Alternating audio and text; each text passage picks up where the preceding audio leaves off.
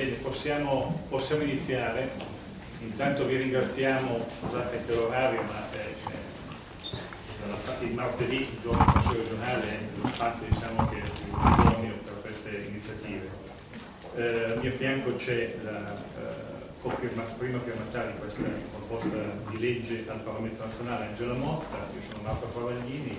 poi c'è rappresentante della gioventù piemontese che hanno collaborato e collaborano moltissimo in questa battaglia per il piemontese. E poi c'è anche la consigliera Paola Pozzi, che è presidente della sesta commissione del Consiglio regionale, della commissione che si occupa appunto di cultura e istruzione. Anche lei firmataria. I firmatari di questa proposta sono al momento 15, sono tutti i consiglieri del gruppo del Partito Democratico, ai quali si è aggiunto anche il consigliere Mariano Tovigliato, che è stato eletto il consiglio qualistico presso. La Presidente questa mattina ha, come si può dire, dato il suo parere favorevole a questa iniziativa, commentandola molto appunto con grande favore. È un'iniziativa questa, come sapete, di una proposta di legge al Parlamento nazionale per modificare in sostanza la 482, la legge che tutela le minoranze linguistiche, affinché sia in questa legge contemplata anche la lingua piemontese. Di fatto noi abbiamo, questa è una notizia che possiamo dare in questo contesto, il Consiglio regionale e la Giunta regionale hanno deliberato di costituirsi in giudizio contro la decisione del governo che ha impugnato la nostra legge regionale, varata qualche mese fa, che tra l'altro che riconosceva, diciamo, aggiornava la legge 26, se non ricordo male, e aggiornava tra le lingue, i ceppi linguistici minoritari da tutelare anche la lingua piemontese in modo esplicito.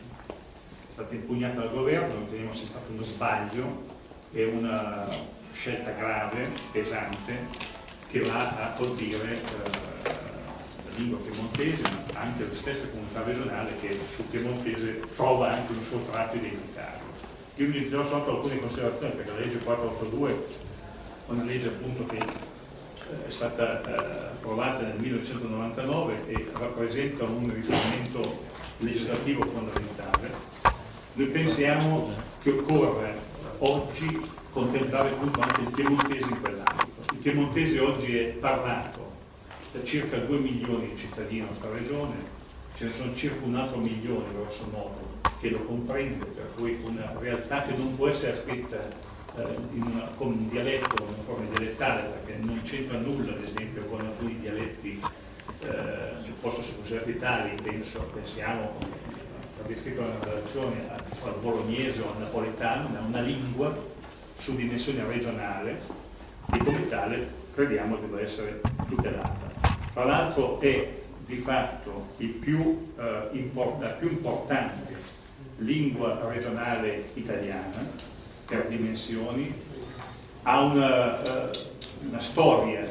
molto importante, se pensiamo ad esempio che ci sono moltissime grammatiche come la grammatica piemontese di Brero, che è diventata di fatto una sorta di bestseller anche nella nostra regione, e noi riteniamo proprio che occorre un'iniziativa a questo livello, una duplice iniziativa, perché da una parte sosteniamo anche la nostra legge regionale, che pur con limiti e difetti magari non del tutto condivisa da tutti, ma sicuramente era un passo deciso in quella direzione. E in più questa modifica appunto che darebbe lo status nazionale al piemontese e risolverebbe una volta per tutte i problemi di riconoscimento della lingua. Tra l'altro un'iniziativa analoga è già da tempo presentata a livello parlamentare da diversi parlamentari, la senatrice Giai e non solo, e altri parlamentari che piemontesi che hanno sottoscritto un progetto di legge che è sostanzialmente uguale, perché vogliamo anche costruire su questo doppio livello regione e Parlamento un'iniziativa con grande sinergia, cioè unitaria, per cercare di raccogliere il massimo consenso. Non è un'iniziativa chiusa, nel senso che se altre forze politiche riterranno di aggregarsi a questa iniziativa, ben vengano, perché una battaglia la si può vincere se lo schieramento è ampio e coeso, così come abbiamo fatto per la stessa legge regionale del resto. e la presenza qui di Gioventù Piemontese ci dà anche, come si può dire, non soltanto un apporto di carattere culturale molto importante, ma anche credo un contributo di idee in questa, diciamo, battaglia politica culturale che non sarà, credo, né facile né breve, visto i presupposti che hanno portato appunto all'impugnativa nazionale ante la nostra legge, per cui non sarà sicuramente un percorso rose e fiori, ma ciò nonostante siamo determinati a portarlo fino in fondo. Io mi fermerei qui, lascerei la parola a Angela Motta e a Paola Pozzi, che è rappresentante di tutti i Montega.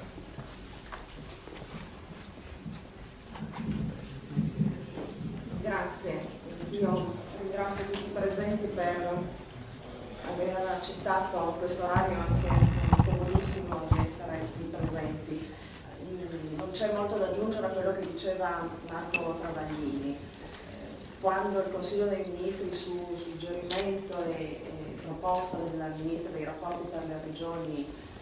Fitto ha impegnato la nostra legge approvata all'unanimità il 31 marzo scorso, devo dire che siamo rimasti molto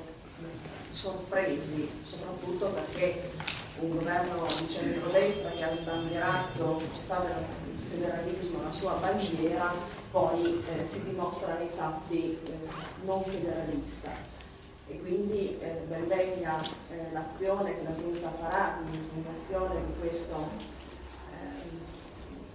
provvedimento, ma abbiamo pensato anche con l'associazione che fosse utile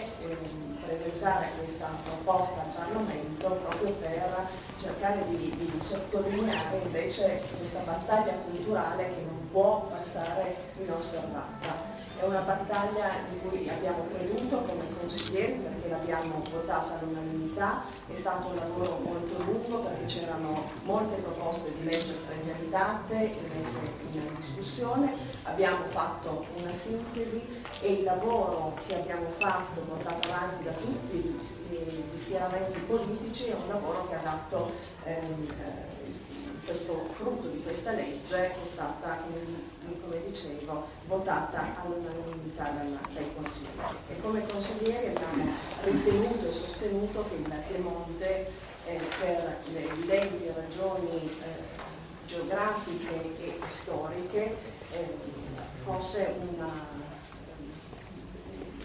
dovesse tutelare questo variegato e ricco patrimonio culturale, perché non abbiamo solo citato la lingua piemontese, ma anche le altre minoranze linguistiche come l'occitano, il franco-provenzale, il francese e il sardo.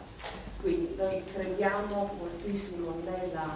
non è un ritorno al passato o un'operazione nostalgica, vogliamo sottolinearlo. Noi pensiamo che una forte identità ci aiuti a guardare al futuro. Più la nostra identità si rafforza, meno paura abbiamo degli altri e sappiamo accoglierli. Quindi con questa filosofia che comunque deve essere una battaglia culturale che dobbiamo fare, che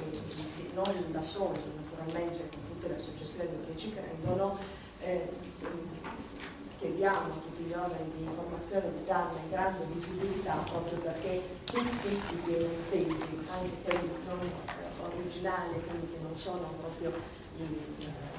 che possono sentirsi esclusi da questa battaglia, siano con noi al nostro fianco per questa grande battaglia di difesa culturale.